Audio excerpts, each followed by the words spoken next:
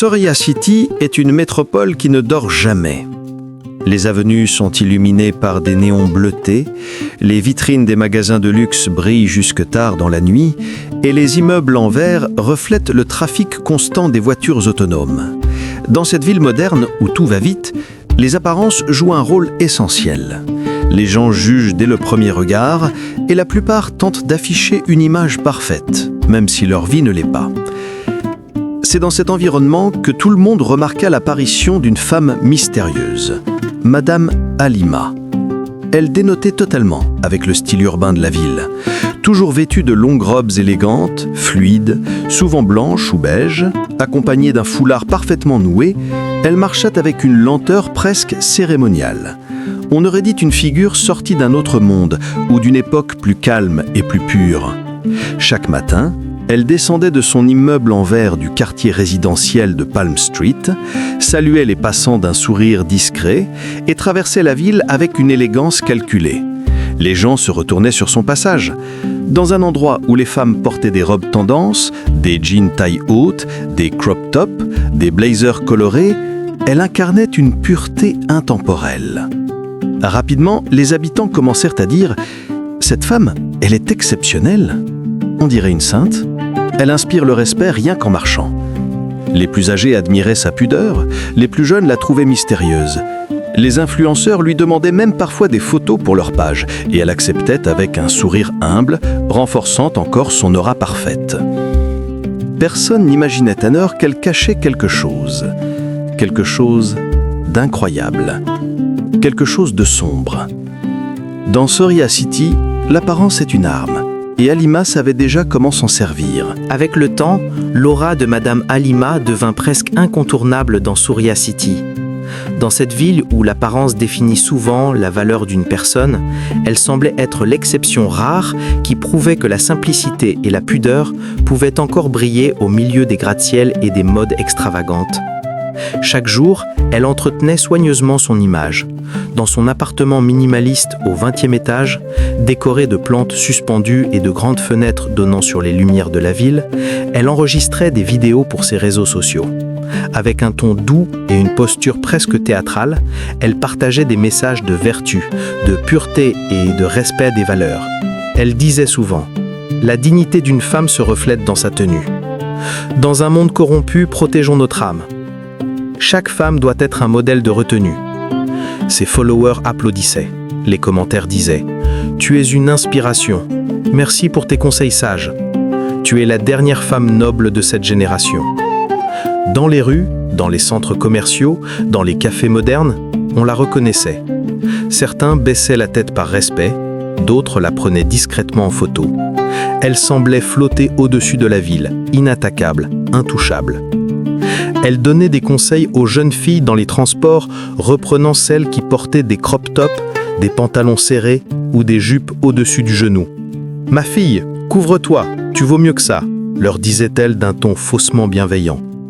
Et bizarrement, même si cela les vexait, beaucoup l'écoutaient. Parce qu'elle avait, en apparence, une vie irréprochable, parce qu'elle semblait parfaite, parce qu'elle jouait son rôle à la perfection. Dans une ville où tout le monde cherche un guide ou un modèle, elle devint la femme qu'on citait en exemple. Mais ce qu'elle montrait n'était qu'un masque soigneusement construit, et qu'elle ne tarderait pas à fissurer elle-même. Soria City était une métropole vibrante, jeune, pleine d'énergie. Dans les rues bordées de cafés minimalistes, de galeries d'art vitrées et de boutiques de mode futuriste, les styles vestimentaires étaient aussi variés que les personnalités. On voyait des étudiantes en crop top colorés, des entrepreneuses en tailleurs courts très fashion, des artistes en jupes asymétriques, des influenceuses en tenues urbaines stylées. C'était une ville où la créativité s'exprimait par les vêtements. Mais une personne détestait profondément cette liberté, Madame Halima. Chaque fois qu'elle voyait une femme bien habillée, moderne, élégante ou audacieuse, son visage se crispait derrière son masque de douceur. Elle ne manquait jamais une occasion de critiquer, souvent de manière passive-agressive, comme si ses mots étaient des leçons morales. Par exemple, lorsqu'elle croisait une jeune femme portant un crop top dans un centre commercial luxueux, elle souriait légèrement et disait « Ma fille, une femme respectable doit se couvrir. Les temps changent, mais les valeurs doivent rester. » Elle disait cela avec un ton tellement spirituel que beaucoup se sentaient presque coupables. Dans le tramway climatisé qui traversait la ville, elle observait les jeunes filles au style urbain et murmurait suffisamment fort pour être entendue « Quelle tristasse de voir la jeunesse perdre la pudeur !» Dans les cafés modernes où elle s'installait pour publier ses messages de sagesse, elle fixait les femmes libres avec un regard mi-désapprobateur, mi-pitoyable. Elle prétendait être leur guide, alors qu'au fond, elle les jalousait secrètement. Ces femmes avaient ce qu'elle avait perdu depuis longtemps. La liberté, la spontanéité, la sincérité. Mais devant tout le monde, elle continuait à jouer son rôle, celui de la femme parfaite qui protège la ville de la décadence. Ce que personne ne savait, c'est que ces jugements n'étaient que le reflet d'une vie intérieure chaotique et d'un secret qui allait bientôt éclater. Avec le temps, Madame Halima devint bien plus qu'une simple habitante respectée de Surya City. Dans une ville dominée par les réseaux sociaux, les tendances et l'apparence, elle devint peu à peu une influenceuse urbaine, mais d'un genre particulier. Alors que la plupart des créateurs de contenu mettaient en avant des tenues modernes, des marques de luxe ou des styles urbains innovants, Halima, elle, s'affichait dans ses longues robes fluides, d'un blanc immaculé ou de tons neutres raffinés. Ce contraste avec les modes de la ville la rendait unique, presque mystique aux yeux des internautes.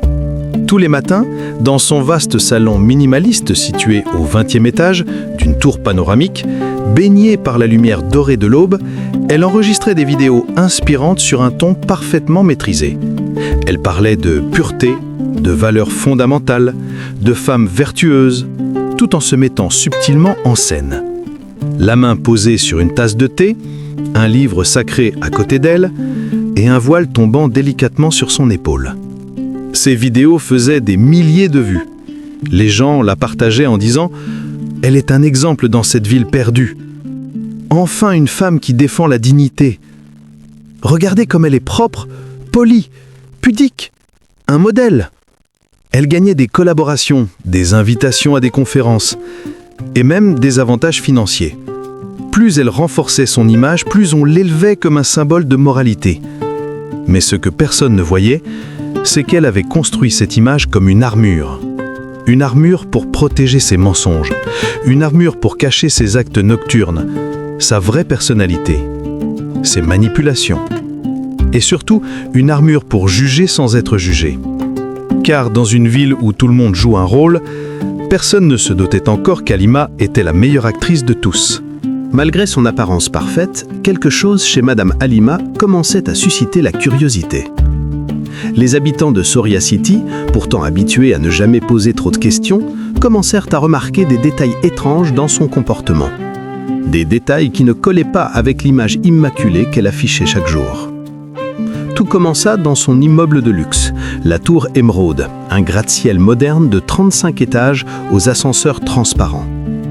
Le concierge, habitué à voir les résidents rentrer tard après des soirées branchées ou des réunions professionnelles, fut surpris de voir Halima sortir vers minuit, strictement couverte, robe longue et foulard serré. Mais ce n'était pas l'horaire qui l'intrigua. C'était sa démarche. Elle ne marchait plus lentement, posément, comme dans la journée. Non, elle marchait vite, très vite, comme si elle avait peur d'être vue, comme si elle avait un objectif précis, urgent ou secret. Une voisine expliqua un jour « Je l'ai vue entrer dans une voiture sombre, moteur encore allumé. Elle regardait autour d'elle comme si elle fuyait quelqu'un. » Une autre ajouta « Je l'ai croisée dans un parking. Elle parlait avec un homme, mais ce n'était pas du tout la même personne. Sa voix avait changé, plus dure, plus vraie. » Dans les caméras de surveillance de l'immeuble, le personnel remarqua qu'elle utilisait toujours la sortie arrière après 23 heures. Toujours. Et surtout, elle ne prenait jamais son téléphone. La femme hyper connectée, influenceuse, conseillère spirituelle, sortait la nuit sans jamais poster, filmer ni envoyer un message. Pourquoi cette discrétion soudaine ? Pourquoi ces sorties nocturnes? Pourquoi cette autre version d'elle-même qui n'apparaissait que dans l'ombre? Soria City ne le savait pas encore, mais l'image d'Halima commencerait bientôt à se détruire elle-même. Un soir, la ville bourdonnait comme d'habitude. Klaxons, écrans géants, bruit de pas pressés sur les trottoirs éclairés par des lampadaires futuristes. Les cafés encore ouverts diffusaient de la musique moderne et les derniers travailleurs rentraient chez eux dans des taxis autonomes. Soria City vivait au rythme de la modernité, mais ce soir-là, quelque chose d'étrange se produisait en coulisses. Dans un parking souterrain du centre-ville, éclairé par une lumière froide bleutée, une femme glissa entre les voitures. Robe longue, foulard serré, démarche rapide. C'était Madame Halima. Mais elle n'avait plus rien de la femme douce, lente et sainte qui marchait chaque matin dans les avenues de verre. Elle avançait déterminée, presque nerveuse, regardant derrière elle à chaque pas, comme si elle avait peur d'être suivie. Ses talons claquaient différemment, plus agressifs, moins gracieux. Elle se comportait comme quelqu'un qui a quelque chose à cacher. Une caméra installée près de l'entrée du parking captura la scène. Halima rejoignit un homme vêtu de noir. Elle retira rapidement son foulard, révélant une expression totalement différente. Sourcils froncés, lèvres serrées, yeux durs. Rien à voir avec la femme humble et bienveillante qu'elle prétendait être. L'homme lui donna une enveloppe. Elle l'ouvrit, compta des billets, puis hocha la tête. Leur conversation, sans le son, semblait tendue, presque autoritaire venant d'elle. Puis, fait encore plus étrange, elle posa sa main sur l'épaule de l'homme et son attitude devint plus calculatrice, presque manipulatrice. À ce moment-là, quelqu'un passant par là la reconnut vaguement. Il la vit, choqué. C'est elle, la femme des vidéos? Non, impossible.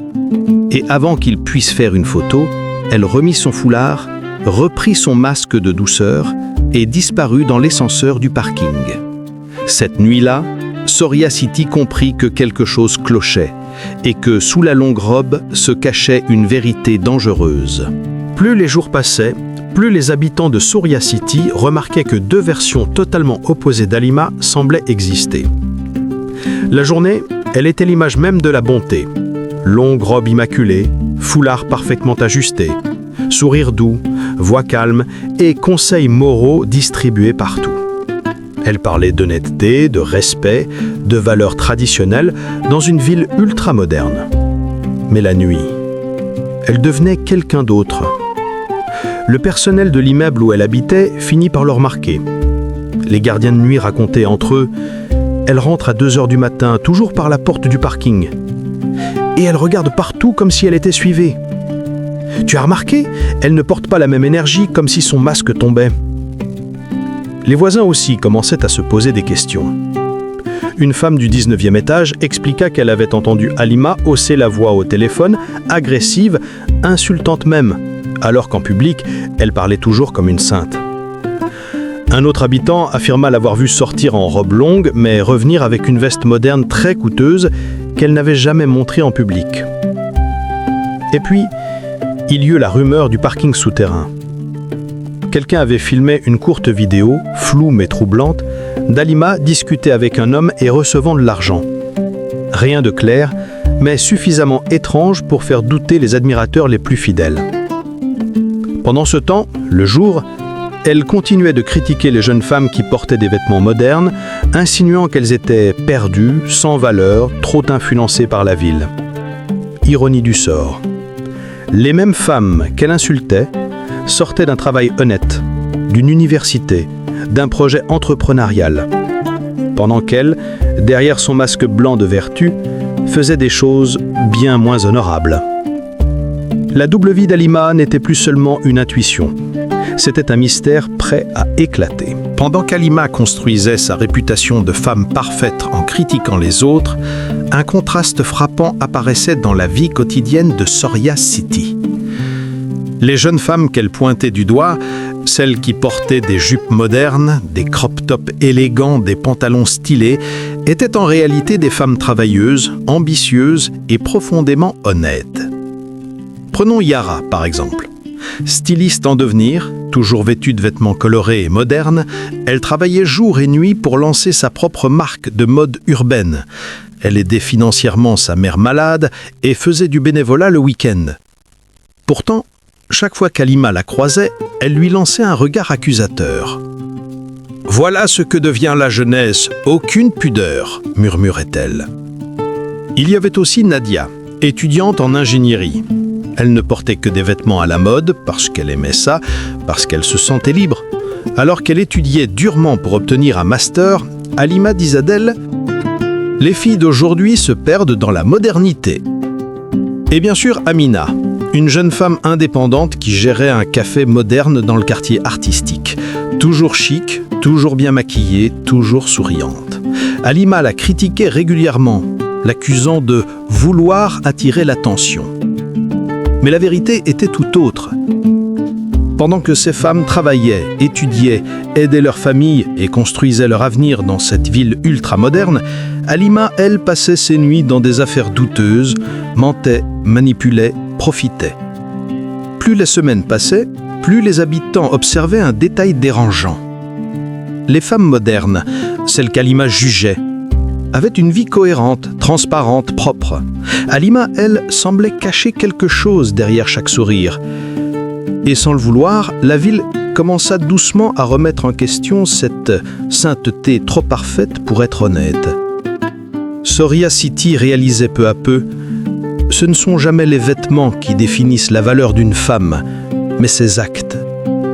Un soir, alors que la ville brillait sous les néons violets et bleutés, Amina, la propriétaire du célèbre café urbain Sky Brew, termina son service plus tard que d'habitude. Son café, situé en bas de la tour Émeraude, était fréquenté par des artistes, des entrepreneurs et des étudiants. Elle connaissait presque tout le monde, sauf un mystère qui la travaillait depuis des semaines, les sorties nocturnes d'Halima. Ce soir-là, alors qu'elle allait déposer la caisse du jour dans la banque automatique du hall, elle aperçut, par réflexe, une silhouette familière, une longue robe blanche flottant presque dans l'air. Halima. Mais au lieu de se diriger vers l'ascenseur principal, comme d'habitude, elle prit un couloir privé menant aux suites de luxe du 26e étage, un étage normalement réservé à des résidents très riches et très influents. Amina fronça les sourcils. Qu'est-ce qu'elle fait là-bas ? Curieuse, elle la suivit discrètement, prenant des escaliers, se cachant derrière les plantes décoratives, utilisant les miroirs des couloirs pour éviter d'être vue. Le couloir était silencieux, éclairé par des lumières LED dorées. Puis, Amina vit quelque chose qui la figea. Quand Halima entra dans une suite luxueuse, elle ferma la porte. Et à travers la vitre légèrement teintée, Amina l'aperçut clairement en train de retirer son foulard, puis sa longue robe élégante, révélant dessous des vêtements modernes, serrés, coûteux, le contraire absolu de tout ce qu'elle prêchait. Mais ce n'était pas le plus choquant. En face d'elle, un homme l'attendait. Eux deux se mirent à rire, un rire fort, un rire sans aucune trace de sainteté, sans douceur, sans retenue. La vraie Halima apparaissait enfin. Une femme manipulatrice, sûre d'elle, calculatrice, totalement différente de celle qui jugeait les autres dans la rue. Avec son téléphone, Amina filma discrètement, les mains tremblantes. Elle venait de capturer la preuve la plus explosive de Soria City. Le masque d'Halima venait de tomber. Amina ne dormit presque pas cette nuit-là. Elle revoyait encore et encore la scène filmée sur son téléphone. Madame Halima en vêtements modernes, riant aux éclats, parlant sans retenue, manipulant un homme dans une suite luxueuse, une version d'elle qui n'avait rien à voir avec la femme pure qui sermonnait les autres dans la rue. Au lever du soleil, alors que Soria City s'illuminait lentement sous les reflets dorés des gratte-ciels, Amina prit une décision. Elle ne voulait pas agir par vengeance ou par jalousie, mais cette femme utilisait sa fausse image pour humilier, contrôler et diviser les habitants. Il fallait que quelqu'un de responsable voie la vérité. Elle prit alors rendez-vous à la mairie, un gigantesque bâtiment de verre et d'acier, symbole de transparence, ironique quand on y pense. Le maire, M. Daran, était connu pour son intégrité. Il n'était pas influençable, ne suivait pas les tendances et surtout, il n'aimait pas les mensonges. Lorsqu'elle entra dans son bureau, Amina sentit son cœur battre fort. Le maire l'écouta attentivement, les mains croisées, son regard sérieux. Puis, elle posa son téléphone sur la table et lança la vidéo. Pendant toute la durée de l'enregistrement, le maire resta silencieux. Mais son regard changea. Ce n'était plus un simple citoyen regardant un scandale. C'était un homme responsable qui comprenait qu'un problème profond menaçait son quartier. Beaucoup de gens la suivent, beaucoup l'écoutent. Et elle utilise cette influence pour juger, diviser et mentir, dit Amina d'une voix tremblante. Le maire hochait lentement la tête. « Vous avez bien fait de venir me voir. Ce que vous avez découvert est grave, très grave. Et nous allons aller au fond de cette affaire. » Il convoqua immédiatement une équipe d'investigation interne, discrète et experte. Ils vérifièrent ses activités financières, consultèrent des caméras de surveillance, interrogèrent anonymement certains habitants. Et ce qu'ils découvrirent dépassait tout ce que Amina avait imaginé. Escroquerie, manipulation, réunions clandestines, mensonges organisés. La double vie d'Halima n'était plus un doute, c'était un dossier officiel. Quelques jours plus tard, après une enquête minutieuse, les preuves contre Halima étaient accablantes. Vidéos, transactions suspectes, comportements incohérents, activités nocturnes douteuses. Le maire de Surya City savait qu'une confrontation privée ne suffirait pas. L'influence d'Halima était trop grande. Trop de gens la voyaient comme un modèle. Trop de jeunes filles se sentaient inférieures à cause de ses jugements. Il fallait une révélation publique, irréfutable et transparente. Ainsi fut organisée une grande assemblée dans le centre de conférence Solaris, un bâtiment ultra-moderne aux murs de verre, écrans géants et scènes circulaires. Habituellement réservé à des lancements technologiques et à des réunions d'affaires de haut niveau, ce soir-là, il était complètement rempli. Des centaines de citoyens étaient présents, étudiants, travailleurs, mères de famille, influenceurs, commerçants, membres de la municipalité. Et bien sûr, Halima elle-même. Lorsqu'elle entra, vêtue d'une longue robe blanche encore plus somptueuse que d'habitude, la salle entière s'illumina de chuchotements admiratifs. Elle souriait, saluait, prenait même quelques selfies avec des admiratrices. Elle ne savait rien de ce qui l'attendait. Sur scène, le maire d'Haran prit la parole. « Citoyens de Surya City, nous sommes réunis ici pour révéler une vérité que certains d'entre vous auront du mal à croire, mais que nous avons l'obligation morale de vous montrer. » Halima fronça légèrement les sourcils, intriguée. Puis, soudain, les lumières s'éteignirent, et sur les écrans géants apparut une image familière. Elle, entrant dans une suite de luxe, retirant son foulard, riant avec un homme, dévoilant une version totalement différente d'elle-même. La salle devint complètement silencieuse. Plus un souffle, plus un mot. Les yeux d'Halima s'agrandirent, la couleur quitta son visage. La femme que tout le monde croyait parfaite venait d'être exposée devant toute la ville, et tout son empire d'hypocrisie commençait à s'écrouler. Lorsque la vidéo se termina, la salle resta plongée dans un silence lourd, presque suffocant. On pouvait sentir la tension dans l'air, comme une tempête prête à éclater. Les yeux de tous se tournèrent lentement vers Halima. La femme, qui, quelques minutes auparavant, souriait avec assurance, se retrouvait désormais exposée en grand écran, son hypocrisie révélée sous tous les angles. Halima tenta d'abord de maintenir son calme. Elle inspira profondément, lissa sa robe blanche, essaya de replacer son foulard, comme si ce geste pouvait encore la protéger. Mais il n'y avait plus de protection, plus de murs, plus d'apparences derrière lesquelles se cacher. « Ce n'est pas ce que vous croyez », balbutia-t-elle. Sa voix, d'habitude si maîtrisée, tremblait. Elle tenta de se lever pour prendre la parole, mais le maire l'interrompit fermement. « Les preuves sont irréfutables. Vos actes contredisent chaque mot que vous avez prononcé depuis des années. » Des murmures commencèrent à remplir la salle. Certains habitants, ceux qui l'admiraient aveuglement, semblaient perdus, trahis. D'autres, surtout les jeunes femmes qu'elle critiquait constamment, se regardaient avec un mélange d'incrédulité et de soulagement. Enfin, la vérité était révélée. Halima tenta alors de se défendre en jouant la victime. « C'est un complot, une manipulation. On veut me faire tomber parce que je prêche la moralité. » Mais cette fois, personne ne la suivait. Les gens avaient vu son vrai visage, entendu son vrai rire, observé sa véritable attitude. Le contraste entre ce qu'elle prétendait être et ce qu'elle faisait en secret était trop grand pour être ignoré. Une femme se leva dans le public, Amina. Elle dit calmement « Nous ne vous reprochons pas vos vêtements, nous vous reprochons vos mensonges, vos jugements, votre hypocrisie. » La salle applaudit, pas par méchanceté, mais par libération. Halima recula, déstabilisée, démasquée, incapable de retrouver son rôle de sainte. Le masque venait définitivement de tomber et il n'y avait plus de retour possible. Lorsque les applaudissements s'éteignirent, un silence lourd mais libérateur envahit la salle.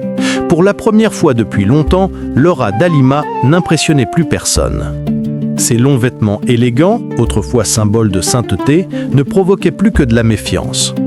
La salle entière regardait désormais derrière le tissu, et ce qu'ils y voyaient était loin d'être beau.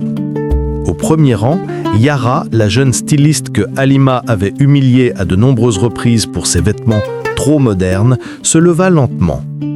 Sa tenue, une jupe haute et un blazer pastel, reflétaient parfaitement la modernité de Soria City. Elle prit le micro sans trembler. « Madame Halima, pendant des années vous nous avez jugés.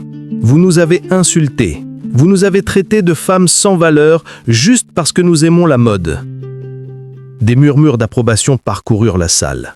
« Mais nous travaillons, nous construisons nos vies, nous aidons nos familles. Nos vêtements ne définissent pas nos cœurs. » Puis ce fut au tour de Nadia, l'étudiante en ingénierie. « Vous nous avez dit que nous étions perdus à cause de nos jupes et nos crop tops. Pourtant, toutes ces nuits où vous nous critiquiez, vous étiez ailleurs, à mentir, manipuler, tromper la ville. » La salle devint encore plus silencieuse. Chaque mot frappait Halima comme un coup qu'elle ne pouvait éviter. Enfin, Amina s'avança. Elle garda un ton calme, mais ses yeux brillaient d'une force intérieure. « La vérité, c'est que vos robes longues n'étaient pas un symbole de sainteté. C'était juste un déguisement pour cacher ce que vous faites vraiment. Ce n'est pas nous qui étions perdus. C'était vous. » Cette fois, la salle entière explosa en applaudissements. Pas un applaudissement moqueur, mais un applaudissement de justice, de soulagement. Halima baissa la tête. Elle ne pouvait plus parler, ni se défendre, ni manipuler. Pour la première fois, elle était face à des femmes qui n'avaient pas peur d'elle. Et surtout, face à sa propre vérité. Une fois les applaudissements retombés, l'atmosphère dans le centre de conférence Solaris devint lourde, presque solennelle. Les résidents de Soria City, qui autrefois regardaient Halima comme une lumière de moralité dans une ville moderne et extravagante, ne voyaient plus devant eux qu'une femme ordinaire, brisée par ses propres mensonges. Le maire d'Haran s'avança de quelques pas, s'adressant au public d'une voix ferme et posée. « La ville mérite des leaders transparents, pas des imposteurs. Nous ne pouvons pas laisser quelqu'un utiliser la morale comme une arme pour contrôler et humilier les autres. » Ces mots résonnèrent dans toute la salle. Puis il se tourna vers Halima, toujours debout sur la scène, la tête basse, les mains tremblantes sous sa longue robe désormais dénuée de toute symbolique. « À partir d'aujourd'hui, Madame Halima, vous êtes retirée de tous les comités sociaux, suspendue de toutes vos activités communautaires et votre influence publique est officiellement révoquée. » Une onde de murmures parcourut la salle. Certains pensaient qu'elle hurlerait, qu'elle supplierait, qu'elle tenterait encore une manipulation. Mais non, elle resta immobile, comme si la réalité venait enfin de la frapper. Les écrans géants montrèrent alors les preuves supplémentaires. Enregistrement des caméras de surveillance, transactions d'argent non déclarées, messages vocaux où sa voix, bien différente de celle qu'elle utilisait en public, menaçait des habitants. Images d'elle retirant ses vêtements pudiques pour révéler une vie secrète. Les habitants furent stupéfaits.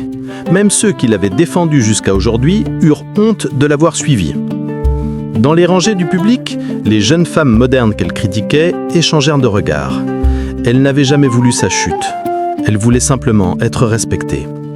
Et c'est exactement ce qui était en train d'arriver. Halima, elle, ne parla plus. Son masque était brisé. Sa crédibilité réduite en poussière. Et son empire moral s'effondrait autour d'elle.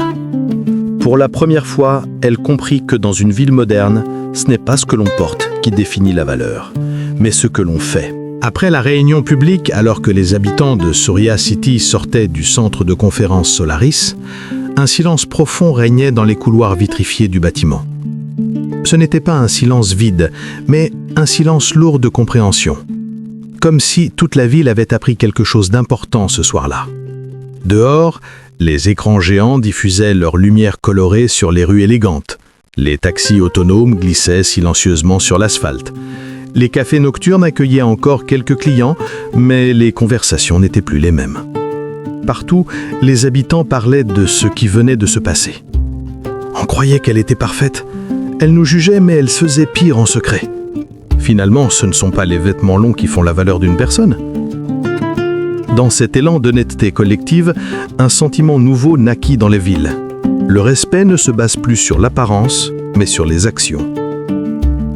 Les jeunes femmes que Halima avait critiquées sortaient du bâtiment, tête haute. Yara, Nadia, Amina, elles ne souriaient pas par vengeance, mais par soulagement. Enfin, leur voix, leur modernité, leur style, leur liberté étaient respectées. Amina dit doucement « Aujourd'hui, ce n'est pas la chute d'Halima qui compte, c'est la vérité qui s'est révélée. » Le maire, de son côté, fit un communiqué à la ville, rappelant « Surya City est un symbole de modernité. La diversité des tenues, des styles et des personnalités fait notre richesse.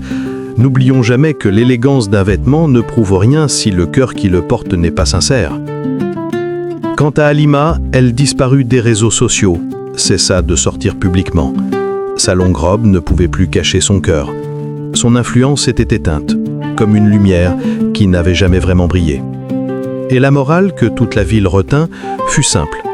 Dans un monde moderne, ce n'est pas la longueur d'une robe qui mesure la dignité, mais la vérité qu'on porte en soi. L'histoire que tu proposes se distingue par sa profondeur, sa cohérence narrative et sa pertinence sociale. Dans un décor urbain moderne et cinématographique, tu explores avec une grande finesse des thèmes essentiels, comme l'hypocrisie sociale, le poids des apparences, l'authenticité et le courage féminin. Le contraste entre la ville futuriste, vibrante et lumineuse, et la double vie sombre d'Halima crée une tension dramatique captivante du début à la fin. L'un des points les plus forts de ton récit réside dans la construction psychologique de tes personnages. Halima est un personnage complexe, très intéressant. Elle incarne à la fois la rigidité morale superficielle et la noirceur intérieure. Sa chute est d'autant plus marquante qu'elle repose sur un paradoxe puissant. Plus elle prétend être parfaite, plus elle révèle ses failles profondes. Sa transformation, quand elle perd son masque devant toute la ville, est un moment narratif riche et émotionnellement fort. Les jeunes femmes modernes, Yara, Nadia, Amina, apportent quant à elles lumière, authenticité et résistance morale. Elles représentent une nouvelle génération qui refuse d'être définie par son apparence. Leur courage, leur travail, leur ambition et leur sincérité créent un contrepoids admirable aux personnages hypocrites de départ. Cette opposition rend l'histoire non seulement réaliste, mais aussi inspirante. La conclusion est particulièrement réussie. Elle transmet un message puissant. Ce ne sont jamais les vêtements qui définissent la valeur d'une femme, mais ses actions, sa vérité, sa sincérité. Dans une société obsédée par l'image, cette morale tombe avec justesse. En somme, ton histoire est moderne, intelligente, visuelle et porteuse d'une véritable leçon de vie. Elle captive, surprend et fait réfléchir. Bravo, c'est une narration forte et parfaitement maîtrisée.